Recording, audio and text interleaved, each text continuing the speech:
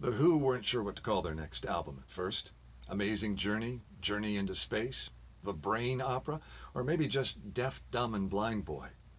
The Who had done all right in the mid-60s as one of the original British invasion bands, but as the decade was winding down, their singles weren't doing as well on the charts, and it seemed that too many people were coming to their concerts to watch Pete Townshend smash his guitar and Keith Moon trash his drum set. The Who saw that it was time to reinvent themselves, and they chose to do that with an idea that Townshend had been toying around with since their second album, a suite of songs that told a continuous story, which their producer had dubbed a rock opera. So for album number 4, they decided to reach for the stars and devote the entire disc to that idea. Townshend also wanted to make sure that the songs could stand alone and not require the context of other material. Musical peers of theirs, such as the Beatles and the Beach Boys, they were heading into the recording studios to create music they couldn't play in concert. But Townshend wanted the music on this new album to be able to work live, too.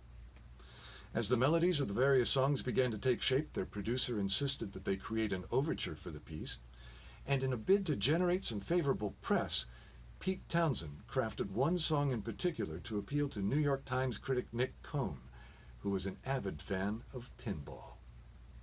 All in all, the album did just what The Who hoped it would. It went gold just 3 months after its release and has gone on to sell, at last report, over 20 million copies around the world. And that's how The Who's album, Tommy, came to be. Listen for tracks from it and more on this week's Friday feature on 93XRT. This has been a Rock and Roll Reality Check.